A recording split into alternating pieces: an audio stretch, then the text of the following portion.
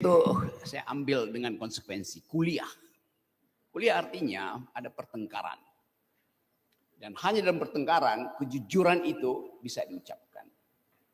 Kejujuran itu adalah the highest of all values. Integritas paling tinggi adalah kejujuran. Jadi saya mulai dengan Gunung Merapi menjulang tinggi.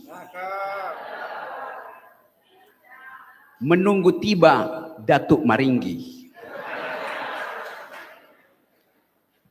Ada seseorang jadi petinggi, tapi rakyat merasa rugi. Diingatkan pada kita, Bung Hatta memelihara integritas sehingga dia tidak bisa menabung untuk beli sepatu beli. Dia memelihara integritas sebagai wakil presiden, memelihara integritas karena keinginan untuk memiliki sepatu beli, akhirnya dia batalkan. Bayangkan wakil presiden hari ini, satu kontainer sepatu beli bisa tiba pada detik yang sama. Karena yang diperlukan bukan integritas untuk beli sepatu beli, tapi isi tas. Kita mau bicara tentang jarak antara isi tas dan integritas. Antara money politics dan argumen demokratis. Suatu waktu saya ngobrol dengan Pak Prabowo tentang masa depan Republik ini. Pak Prabowo teman diskusi saya. Karena dia ada seorang presiden yang doyan baca buku. Thinking General. Mertuanya Smiling General. Di ruangan Pak Prabowo yang biasanya beliau terima tamu eksklusif, belakangnya ada gambar Pangeran Diponegoro. Anda tahu itu. Ini Vasco nih pasti bolak-balik ke sini. Dan ditemenin Pak Dasko pasti. From Dasko to Vasco.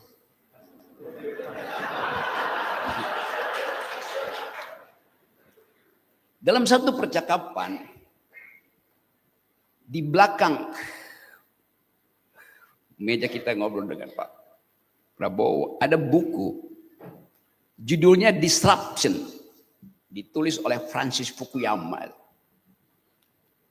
Disruption apa bahasa Indonesia? Disruption artinya gangguan. Kita hidup di dalam keadaan di mana-mana ada gangguan. Karena itu mesti ada persiapan. Dalam bahasa militer namanya army readiness, kesiagaan. Untuk memantau minute detail tentang potensi gangguan itu. Saya diskusi dengan Pak Prabowo. Anda bayangkan ini jauh sebelum beliau jadi presiden. Pak Prabowo sudah membayangkan akan ada gangguan di dalam global politics. Dan karena itu harus ada persiapan logistik. Sekarang kita mungkin mulai mengerti kenapa diperlukan food estate. Supaya ada ketersediaan logistik. Tentu sebagai seorang militer, dia berupaya untuk melakukan prediksi. Akankah terjadi Perang Dunia Ketiga? Waktu itu beliau sudah mengindikasikan akan ada realignment global politics. Jadi buat saya, seorang leader itu harus mampu melihat arah yang memungkinkan ketika kita ada dalam keadaan darurat, kita tetap tidak kehilangan kompas. Dan universitas ditugaskan untuk menjaga kompas itu. Itu yang diucapkan tadi oleh Pak Prof. Beban itu ada pada saudara-saudara, ada pada kita. Sebagai the thinking community. Kita ingin aktifkan satu perspektif yang disebut integritas, moral, etc. Tapi pertanyaannya basisnya apa? Separuh dari pikiran negeri ini berbasis pada pengetahuan awal the Minang's intellectuals. Yang bahkan sebelum kemerdekaan, orang Minang itu bukan sekedar merantau ke Jawa, merantau sampai Rusia, merantau sampai Hong Kong, merantau sampai Jepang. Untuk tadi, minta diuji pikirannya dan membawa pulang hasil ujian itu. Satu waktu saya jalan ke hutan-hutan di Vietnam, nyebrang ke Kampuchea, lalu saya pergi ke Vietnam Utara, Hanoi. Ada mausoleum Ho Chi Minh. Saya masuk ke situ, buat tahu apa sebetulnya isi pikiran Ho Chi Minh waktu mendalilkan kemerdekaan perjuangan politik Vietnam. Mulai melawan tahun 50-an melawan Prancis, tahun 70-an melawan Amerika. Dan akhirnya Vietnam menjadi negara dengan integritas yang kita anggap sampai sekarang sangat kuat. Di samping museum itu, ada semacam perpustakaan kecil di situ.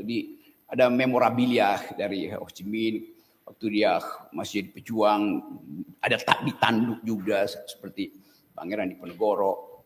Tapi di situ ada foto yang menarik perhatian saya. Ada foto seseorang yang saya kenal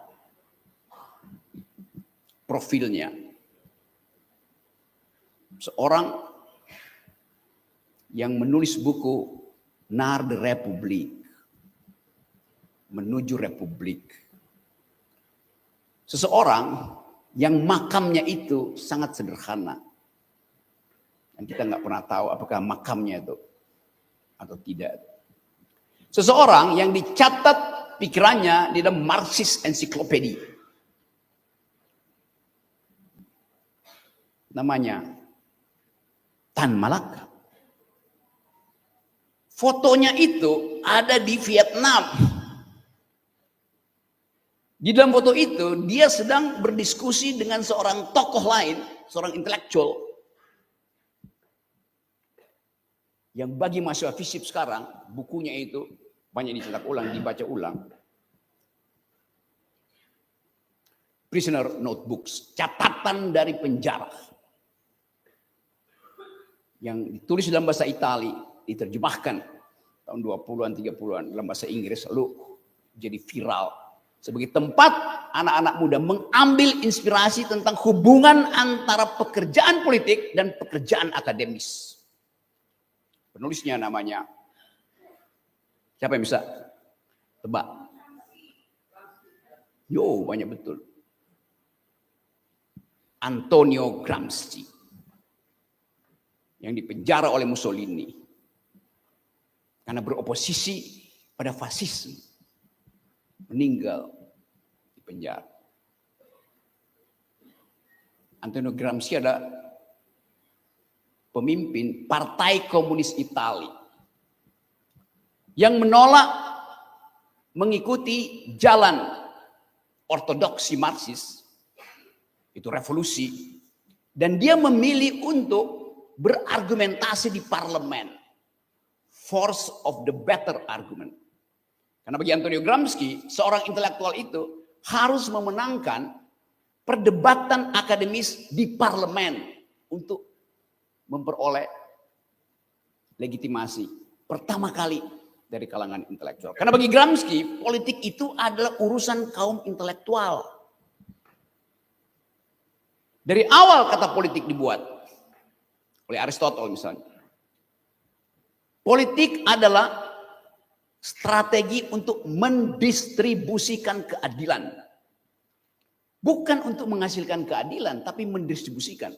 Artinya keadilan itu sudah ada di bumi. Diberi oleh alam semesta. Tinggal cara mendistribusikannya yang harus just, adil. Nah, kita punya Pancasila